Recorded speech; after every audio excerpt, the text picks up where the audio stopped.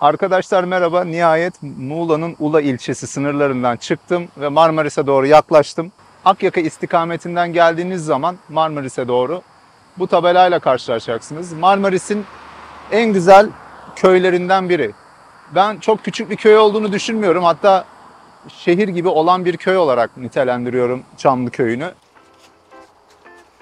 Vallahi yol kenarı tabelanın orada çekim yapacaktım ama hem gürültü var hem de çok sıcak. Ne diye oraya geçtiysem. Şimdi arkadaşlar Çamlıköy'ü içerisindeyim. Çok güzel ormanlık bir alan buldum. Çam ağacı yok ama çınar ağaçları falan var. Çamlıköy de ismini zaten çam ağaçlarından alıyormuş.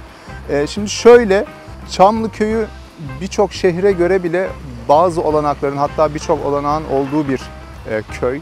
Neden diyeceksiniz? Nup diye konsept bir mekan var. Pastanesi ayrı, restoranı ayrı, füzyon bir mutfak aynı zamanda. Deneyimli şeflerin, deneyimli aşçıların bulunduğu bir mekan. Nup'ta kahvaltıyı deneyimledik ama henüz akşam yemeğini deneyimlemedik. Onu da deneyimleyeceğiz. Menüyü ilerleyen dakikalarda koyacağım zaten tanıtım sırasında. Bunun dışında Çamlıköy'ü Gökova Körfezi'nde sahili olan bir köy arkadaşlar.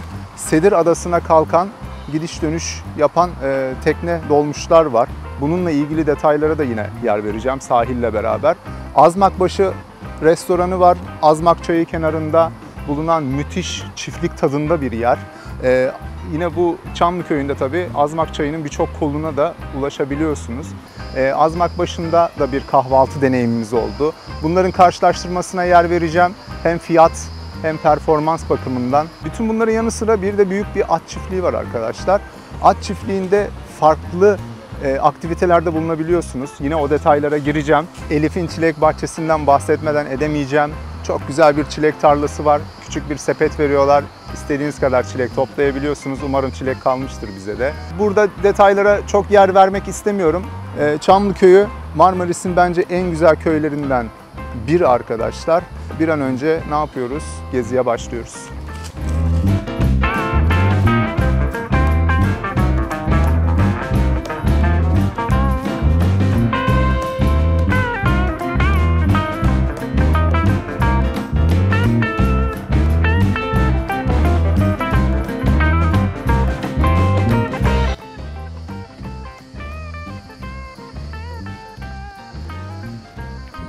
Sahil tarafı var. Şöyle yaklaştırayım. Temiz bir alan arkadaşlar, bakımlı. Şu an bayram haftasının son günü, pazar günü bugün. O yüzden bugün çıkmak istedim. İnsanlar geri dönüyor artık. Gökova Körfezi'ne kıyısı olan bir köy olduğu için burası, Sedir Adası'na da kalkan küçük shuttle'lar var, tekneler var. Buradan Sedir Adası'na gitmek istediğiniz zaman gidiş dönüş biletini alıyorsunuz. O konuyla ilgili bilgiyi vereceğim ama şimdi Azmak Çayı'nın denize dökülen bir bağlantısı var buranın. Orayı da göstermek isterim size. Tertemiz. Şöyle suya yaklaşayım biraz.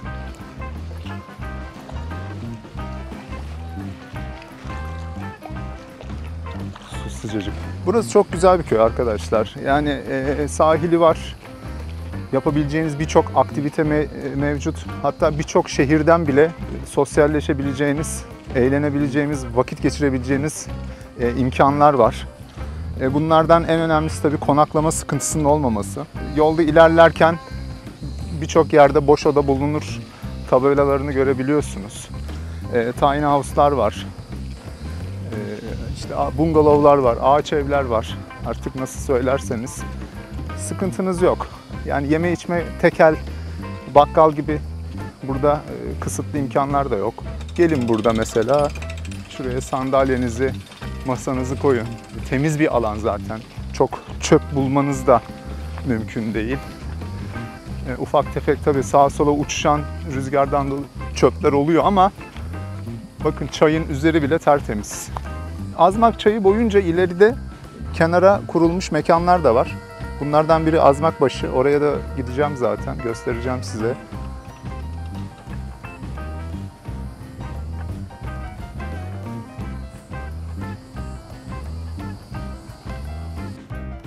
Şöyle sahile doğru yaklaşalım. Çok güzel de bir rüzgar var. Yani bu rüzgarda olmasa çekilecek gibi değil. Yaklaşık 40 derece hava. Buna rağmen çıktım. Çünkü sevdiğim bir alan burası. Bakın küçük bir sahili var ama bakımlı bir yer. Çok bulunan kitle de rahatsız edici bir kitle değil.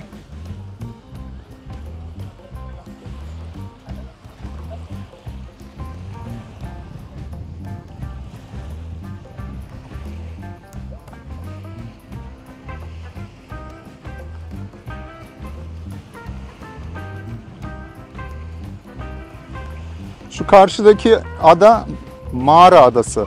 Genelde Akyaka'dan yaklaşık böyle 8-12 koy ve ada turuna çıkan teknelerin uğradığı ilk ada ya da ilk adalardan biri. Orada yüzme molası veriyor. Sedir Adası da şu burnun arka tarafında.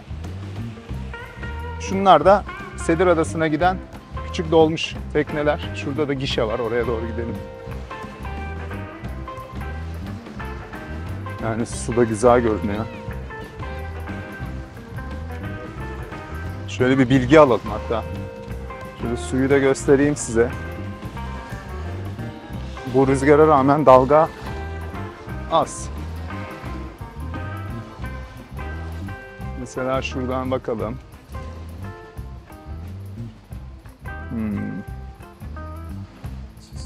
Su ürünleri avcılığı yasak. Hemen burada bilgileri vereyim. Bakın tek kişi gidiş geliş 350 lira. Kolay gelsin. Hoş bulduk. Bakın arkadaşlar burada tek kişi gidiş ve dönüş 350 lira veriyorsunuz ama Sedir Adası'na girişte de ücret alıyorlar. Çünkü orası müzelerin, sahilin ve tarihi yerlerin olduğu bir sit alanı aslında. Büyük bir müze gibi düşünebilirsiniz adayı. Dolayısıyla müze kartınız varsa girişte ayrıca bunun dışında 250 lira, müze kartınız yoksa da 450 lira ücret ödüyorsunuz. Yani müze kartınız varsa Sedir Adası'na girmek toplamda bir kişi 600 lira arkadaşlar.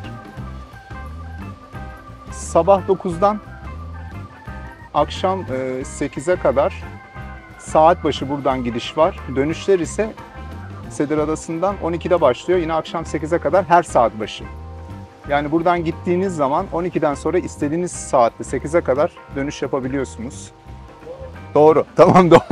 Abiden de onayı aldık. Doğruymuş bilgimiz. Ortalama ne kadar sürüyor adaya gidiş? 20-25 dakika. 20-25 dakika arası. Güzel. Sanırım bir müze var içeride Sedir Adası'nda. Evet, orada tarihi eserler var. Bu kazıları falan yapıldı işte. Evet. Muğla Üniversitesi kazılarla yaptı. Evet. Tabii komple bitiremediler ama yine belli bir şeyleri bitirdiler, yaptılar o kazıları. Evet. Dolayısıyla belki orada aldıkları kazancı oraya da aktarıyorlar. Böyle Muhakkak. Yürüyüş yolları falan yaptılar. Bakımlı İşte bir ada değil mi? kameralar falan taktılar. Evet. Tiyatrosu, Antik tiyatro. amfitiyatrosu, agorası, bir de Apollon Tapınağı var. Ya tabii bu Birinci Dünya Savaşı'nda İngiliz savaş gemilerinin atış talimi yapmasıyla bu yıkılmış yani şeyler var. Top delikleri filan. Sadece bir tanesini chapel herhalde o yani Kilise. diyorlar da chapel kilisenin şeyi. Onu restore ettiler. O da Ortanada'da yani giderken görülür zaten tekneyle. Orada 3 tane ada zaten bu. Grup ada gibi.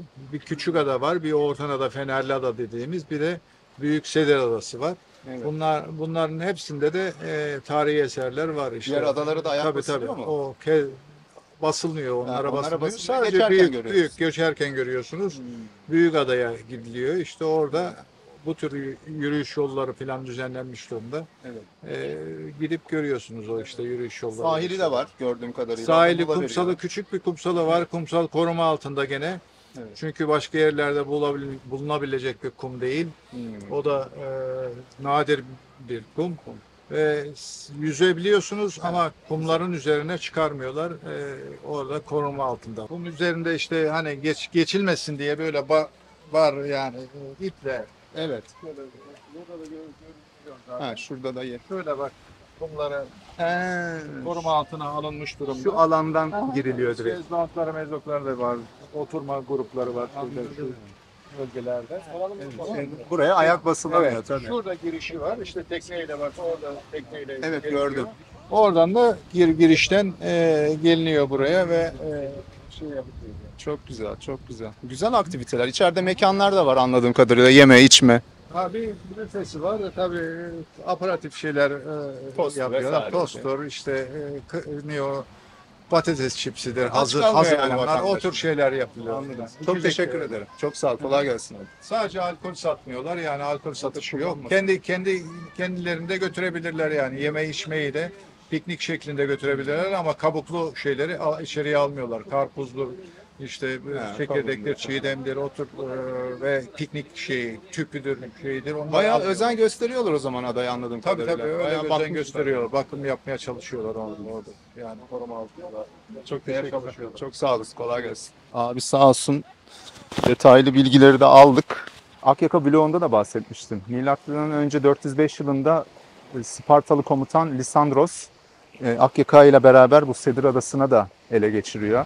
Milattan önce 129 yılında Roma egemenliğinin altına giriyor.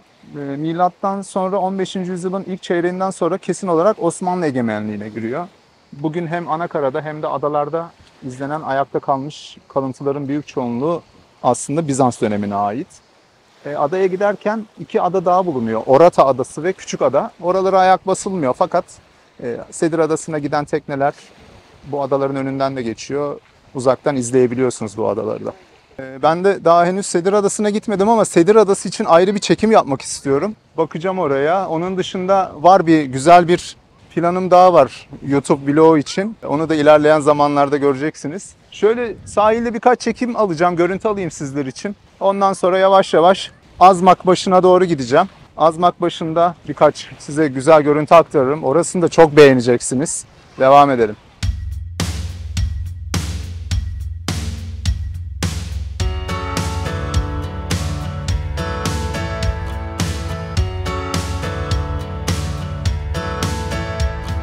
Azmakbaşı'nın kapısının önündeyim arkadaşlar. Hemen şöyle içeri doğru gidelim. Kolay gelsin.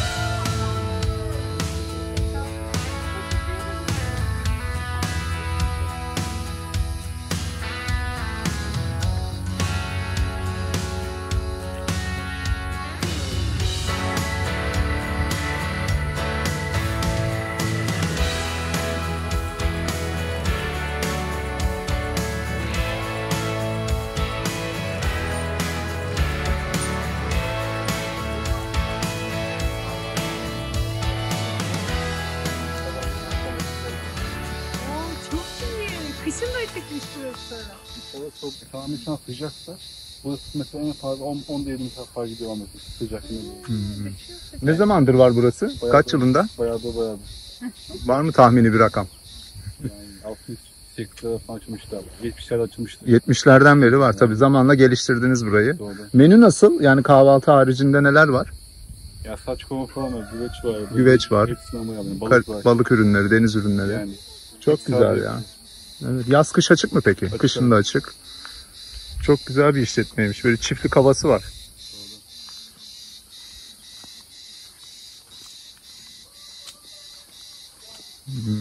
içeride kapalı ama abi. Dışarısı odun yakışları. Ha, kış için kapalı alan. Evet. Odun kömür sobası. Evet. Bu tarafta lavabolar var. Tabii kapalı alan şu an. Arkada hamak var abi. Hamaklı alanınız var. Dinlenme. Hemen yukarıda bir aşağıda hamak var abi. Çok güzel. Burada hamak var. Şuradaki ev Mekan ait abi. Evet. size ait. Evet abi. Bu arsa komple şu duvara kadar sizin herhalde o zaman. Yani şurada hamaklı bölüm var. Aşağıda mesela istiyor bazen yukarıda EKC var. Normalde ama EKC toplantısın bazen bitiyor. Herkese açık yani. Açıkçası. Çok güzel. Aha, civcivler falan. Yani insanlar işte 5 yıldızlı otele geleceğine gelsin buraya. Yani şuradan bir tane ağaç ev kiralasın. Tabii Yaşasın. şey abi ya aşağıda evlerin farklı varmış. Tabii. Çıkarsa alkollü olduğunu kalabilir. Değil mi? Airbnb var, bir sürü ağaç evler. Kapasan içeride abi. İçeride soba oynuyor yani. Ama Evet. kışta abi. Kışın bile burada yaşayabilir. Çok güzel ya. Müthiş düşünmüşsünüz. Sizin isminiz İdris mi yoksa? Sağda abi. Serdar. Sağda. Memnun oldum. Çok güzelmiş. Ama buradaki EKC abi. Toplamak isterseniz abi. Hemen yukarıdaki ağaç EKC abi. Tamam olur vallahi toplamak isteriz yani. Ekşi biraz daha. Bizim bahçede de var bayağı erik ağacı. O da karıştırmış. Ha bunlar mürdüm eriği muhtemelen daha kızarmamış. Ama şey Burası çok güneş görmüyor henüz. Yerdekinden çoğu düşüyor bazen. Evet onlar tatlı olur. Aynen. Yerde düşenler tatlı olur. Olur vallahi seviniriz kardeşim. Biz bir şeyler yiyeceğiz. Vallahi çok güzel düşünmüşler. Tavsiye üzerine geldik biz buraya. Beklediğimizden de daha iyi çıktı. Bakar mısınız? İç içesiniz. Omlet gibi. Çocuk memnun istedik. Çiftlik havasında muhteşem yapmışlar. Tam Azmak Çayı'nın bir kolunun kenarında. Zaten hemen ileride de deniz bağlantısı var. Göstereyim bakın. Yemek mi?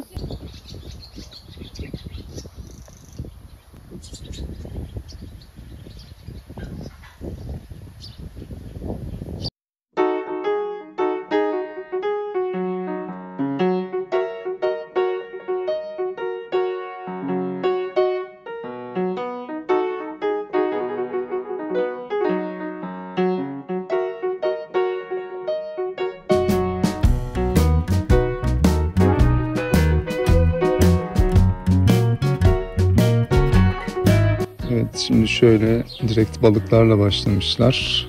Şimdi zaten balık dönemi değil.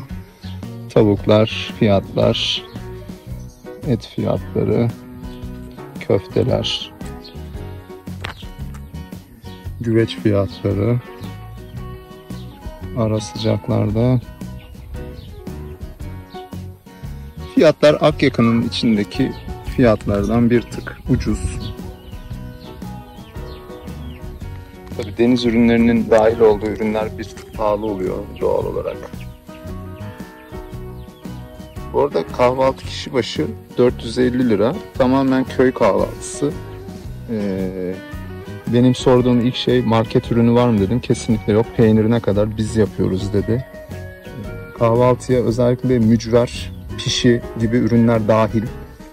Tabii sucuklu, menemendi bu tip şeyler istiyorsanız ekstraya giriyormuş. Alkol de içebiliyorsunuz burada. Alkolsüz içecekler pardon. Alkol varmış, alkol de varmış. Mesela bira 125 lira gayet iyi şişesi. 190 lira Carlsberg. Şaraplar doluca kullanmışlar genellikle. Fiyatlar da zaten ortalama. Zaten hemen hemen her yerde 2 katına ya da biraz fazlasına satılır. Menü de bu şekilde. Manzara müthiş, temiz. Çok beğendik burayı. Kahvaltı gelsin. Onu da göstereceğim. Evet, pişimiz, mücver. Bu arada ekmekleri kendileri yapıyorlar arkadaşlar. Bakın sıcacık, of yandım. Salçalı şöyle patatesli, banmalık, bahçe domatesi, bahçe biberi ve domatesi, salatalığı, zeytin, tereyağı, her şey bol bol. Bakın tulum peyniri, yine bir domates, biber sosu, yeşil zeytin, kayısı reçeli, bal. Farklı reçeller de var, isterseniz getiririm dedi. Şöyle göz yumurta, ben haşlanmış yumurta istedim, o gelecek ve sınırsız çay arkadaşlar. Her şey doğal. Şöyle patates kızartması.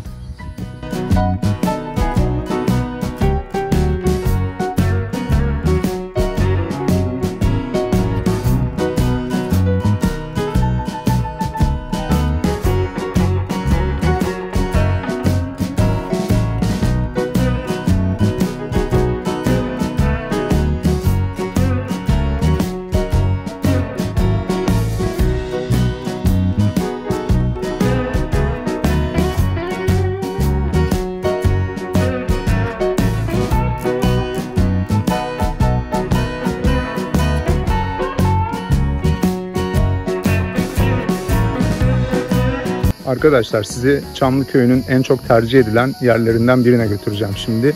Elif'in Çilek Bahçesi. Mekanın arkasında bulunan büyük çilek tarlasında çilek toplayabiliyorsunuz. Size güzel küçük bir sepet veriyorlar. Topluyorsunuz çileğinizi. İsterseniz orada tüketin, isterseniz evinize götürün. Kilosu 100 liraydı. Yine büyük bir bahçesi var. Salatalıktı, biberdi, domatesti, büyük dut ağaçları var. Çeşit çeşit dutlar var. Bu mahsullerden de topluyorsunuz. Ücreti neyse ödüyorsunuz. En azından evinize doğal ürünleri götürmüş oluyorsunuz. Yol kenarı geleneksel bir mekan aslında.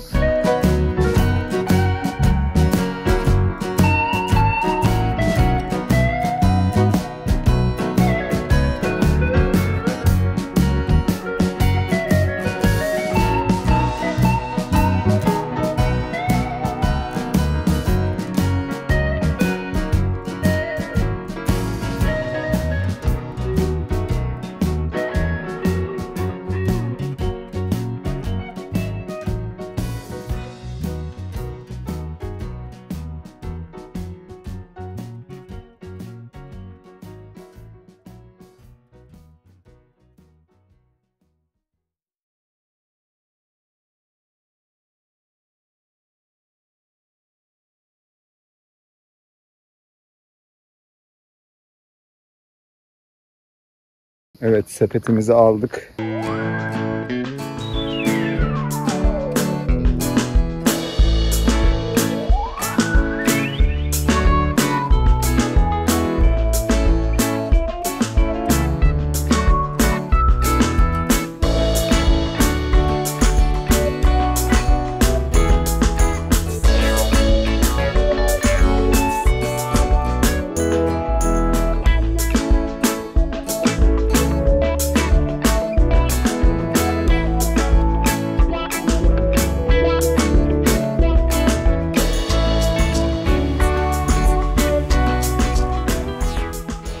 Şöyle bir göstereyim size de arkadaşlar. Bak. Biber var çeşit çeşit. Şurada ileride domatesler var. Burada maydanozlar var. Şöyle.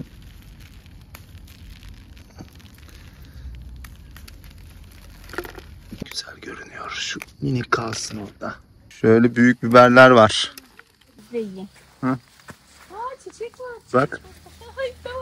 Koparabilir miyim bunu? Değil mi? Bak. Uzun dut.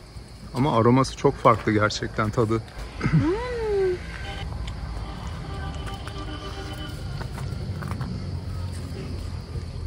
Baktım burada da var. Ben yedim, sen ye. Ekşi sevenler. Bu şey gibi abi, incir gibi. Geçen yani bayağı biz topladık sattık da çok şey oluyor. Kaşındırıyor insanı. Bunları var ya, pastaya falan koyacağım. Biz yapıyoruz. Bu kadar büyüyorlar. Biraz daha farklılar büyüyorlar. Bu biraz daha fidan ağacı olduğu için bunda biraz daha fazla var. Çünkü biraz asitik, ekşi. Ağız yaralarına falan çocuklara yediriyorsunuz. İyi geliyor diyorsunuz. Vay be. Bak, yeni bir şey öğrendim. Değişik bu dutlar. Frambuaza da benziyor. Çilekleri topladık. Şimdi karnımızı doyuracağız. Burada hem gözleme hem lahmacun tezgahı var ayrı. Ve odun ateşinde yapıyorlar. Kendileri özel ayran yapıyor. Ondan da tadacağız şimdi.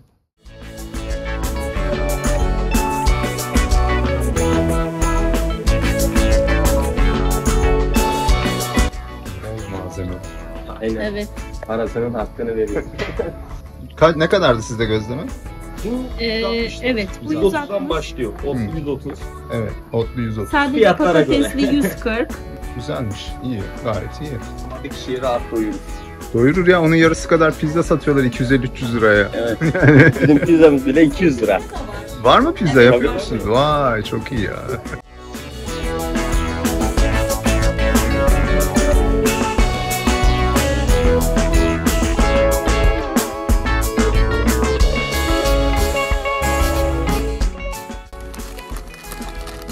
Gözleme gerçekten büyük porsiyon. İçinde doldurdular.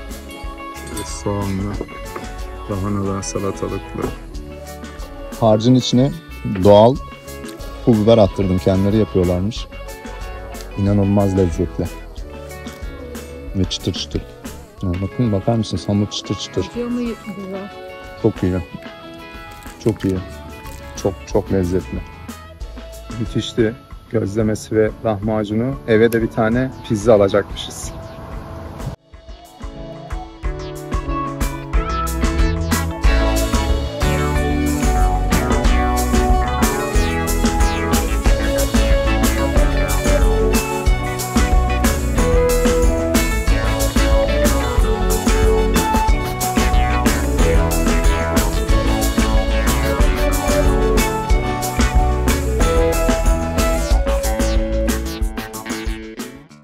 Arkadaşlar, Çamlıköy'ü sınırları içerisinde yer alan Havuzlu Bahçe'ye geldim. İçerisinde büyük bir havuzu var. Yetişkinlerin de kullanabileceği bir aquapark var. Küçük çaplı bir hayvanat bahçesi var. Restoran bölümü ayrı ve içeride en güzel tarafı çadır kurup kamp yapabiliyorsunuz. Havuzla ilgili fiyatları da alabileceğim bir gişe var. Çünkü hani bu alana girebiliyorsunuz ama havuz alanına girişlerde ücret alıyorlar. Bir detaylı olarak inceleyelim.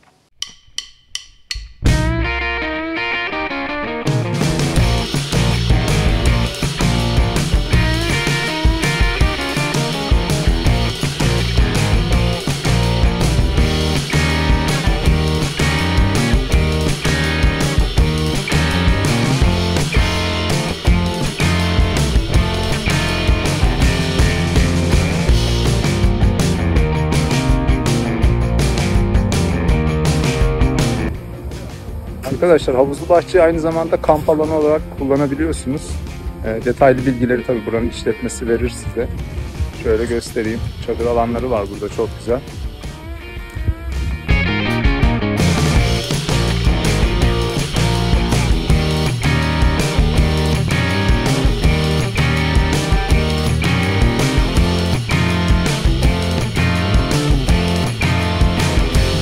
Arkadaşlar havuz alanına ayrı bir girişi var. Burada bir kapıda görevli var. Havuz için ayrı bir ücret alıyor sanırım. Şöyle hemen soralım.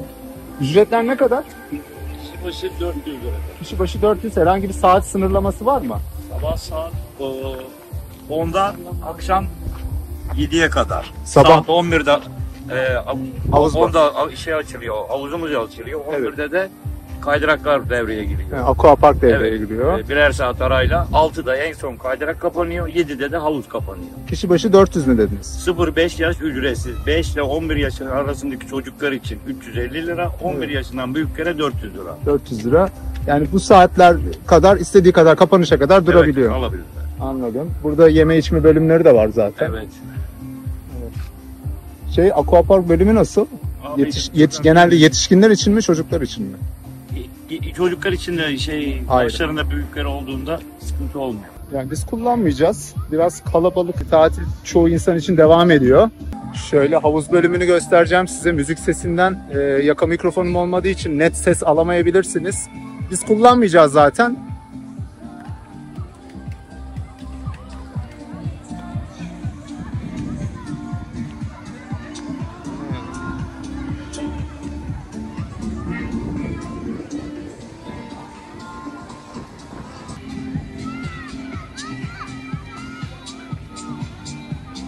Şurada soyunma kabinleri ve duş alanları var, tuvaleti var. Temiz bir yer aslında, evet. Ama sakin bir gün gelmek daha mantıklı. Güzellik. Yani sen ne çakalsın ne kurtsun aslında. Sen bir kangal kırması gibi duruyorsun ya da çoban gibi. He? Güzel surat seni. Kurt varmış buralarda. Nerede? Kurt nerede? Kurt gelsin karşıma çıksın. Bunları göndermeyin bize. Bunlar ne bunlar? Bizim mahalledeki sokaktaki köpeklerle aynı yani. Ben alanı beğendim. Sanki böyle biraz daha güzelleştirilebilir, zenginleştirilebilir. Biraz daha böyle temiz tutulabilir. Çöp anlamında değil, peyzaj anlamında. Biraz böyle gözü yoruyor. Daha estetik bir görüntü elde edilebilir yani. Biraz bakım. Ama yaz sezonuna yeni girildi tabii. Belki yapılıyordur. Güzel, vakit geçirilebilir bir yer. Kanala abone oldun değil mi abim? Oldum abi. Teşekkürler, sağ olasın. Görüşürüz.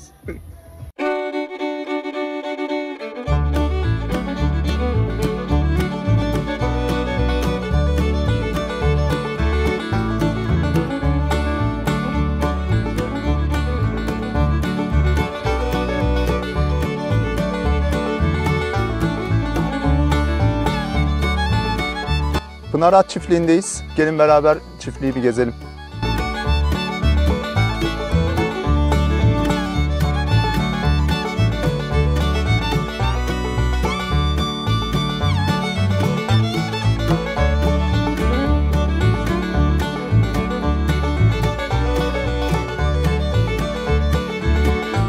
Merhaba Cano. Çok güzelsin, pırıl pırıl.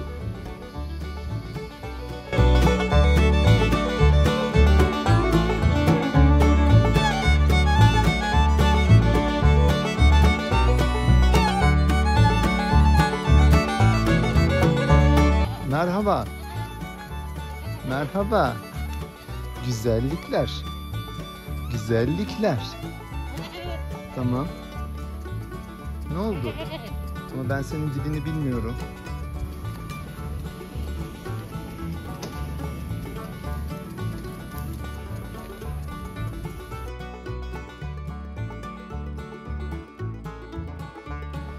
Muhteşem bir ortam hazırlamışlar. Tertemiz. Gezebiliyorsunuz. Çok rahat bir alan. Hayvanlar bakımlı, sağlıklı, mutlu. Terapi gibi bir ortam. At safarileri, kano safarisi, araç safarileri yapabileceğiniz bir alan. Bütün etkinlikler var hemen hemen. Yani bir gününüzü ayırıp burada etkinliklere katılabilirsiniz. Orman içerisindeki at gezileri kişi başı 900 lira. Çiftliğin içinde 5 tur at gezisi 300 lira. Başka neler var? Azmak çayında kano turları var. Onların fiyatı hakkında bir bilgi alamadım henüz. Buggy safari var. Şu araçlar içerisinde göstereyim size. Yine böyle çamurlu ve sulak alanlardan geçerek eğlenceli bir organizasyon yapıyorlar. Biz uygun bir zaman geleceğiz, bu turlara, etkinliklere katılacağız. Bak ısırıyorsun ama. Aha ısırıyorsun ama vallahi ısırıyorsun olmaz. Hemen kapıyorsun. Güzellik, güzellik. Çok güzel ya. O kadar güzel. Bak ısırma, ısırma, ısırma.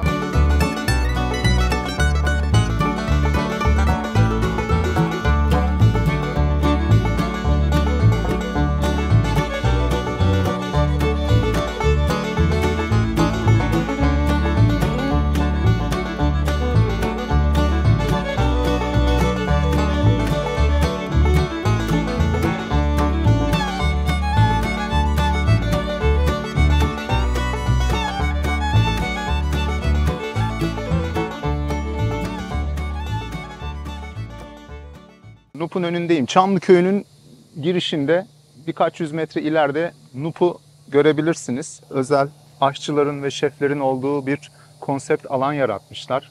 Pastanesi ayrı, Sento isminde bir restoranı var ve kendi bahçesini içeriye kurmuşlar. Birçok hayvanla da karşılaşmanız mümkün içeride. Biz kahvaltıya geldik burada arkadaşlar ama akşam yemeğini henüz deneyimleyemedik. Onu da deneyimleyeceğiz en kısa zamanda. Sento mutfağı füzyon bir mutfak. Menüden de gördüğüm üzere. Fiyatlar tabii buna göre de biraz şekillendirilmiş. Ama Sento'ya bir akşam yemeğine gelinebilir. Canlı müzikler de yapılıyor burada. Çok yüksek sesin olmadığı DJ ve grup performansları da sergiliyorlar. Aynı zamanda içeride sanat atölyeleri var. Hem mutfak anlamında hem de el sanatları anlamında. Pastaneyi ata tohumlarıyla geliştirmişler. Hamur işlerinde ata tohumu kullanıyorlar. Bunun dışında tabii özel şeflerinin ve deneyimli aşçıların olduğu bir mekan. Nup'un bir de burada ayrıca oteli bulunuyor arkadaşlar. Otel konaklamaları da mevcut. Konsept alandan bir 100-150 metre ileride. Farklı zamanlarda hem Nup'ta hem de Azmakbaşı'nda kahvaltıyı denedik. Nup'un pastanesinde kullanılan ekmekleri ata tohumlarıyla yapıyorlar. İnanın hamur işleri hiç rahatsız etmedi. Yeşil zeytinli, cevizli, otlu poğaçaları, çörekleri ve çeşitli ekmekleri denedik. Bu ekmeklerle kahvaltı yapmak çok keyifliydi.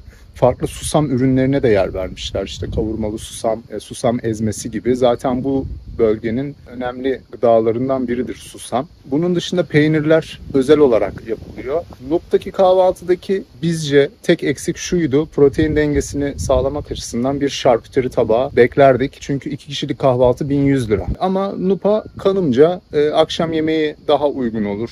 Ya da pastanedeki tatlıları denemeniz güzel bir deneyim olur. Dolayısıyla bir akşam yemeğine de gideceğiz Nup'a canlı müzik eşliğinde. Bunun dışında Azmakbaşı'nın kahvaltısını söyleyeyim karşılaştırma yapmamız açısından. Azmakbaşı'ndaki kahvaltı bize daha cazip geldi. Çünkü oradaki peynirler, zeytinler, yapılan ekmekler de tamamen köylü tarafından yapılan ürünler. Hemen yine Nup'ta olduğu gibi topraktan sofraya mantığı güdülmüş. Dolayısıyla bizim için daha keyifliydi. Çünkü Nup'un manzarası güzeldi. Evet, bir göl oluşturulmuş. İçinde ördekler vesaire var ama Azmakbaşı'nın manzarası da Azmak çayı, yine ördekler, kuğularla iç içeydik.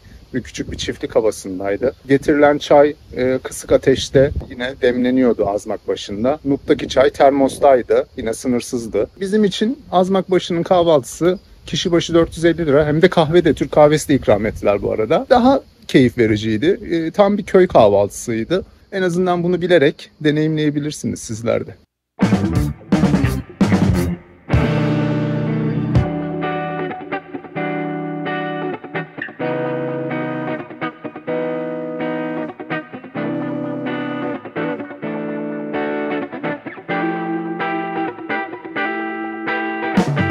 Hoşuma giden şeylerden biri de etrafta çöpün olmamasıydı arkadaşlar. Hani toplayacak bir alan aradım ama bulamadım gerçekten. Temiz bir yer. Muhtemelen o da halkından kaynaklı.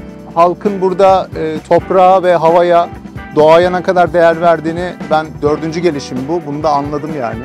Tarladan sofraya bir bilinç var. Hem de gerçekten bahçelerini, mekanlarının önlerini sürekli temizliyorlar. Tarlaları bakımlı. Çevreye de özen gösteriyorlar. Bu beni çok mutlu etti. Kararı size bırakıyorum. Marmaris yakınlarındaysanız, Akyaka, Ula, işte Fethiye, Köyceğiz, Göcek, Dalaman yakınlarındaysanız muhakkak gelin, gezin bu köyü. Müthiş bir köy. Detaylara tekrar girmeyeceğim, üzerinden geçmeyeceğim. Işığınızı koruyun, doğa dengede.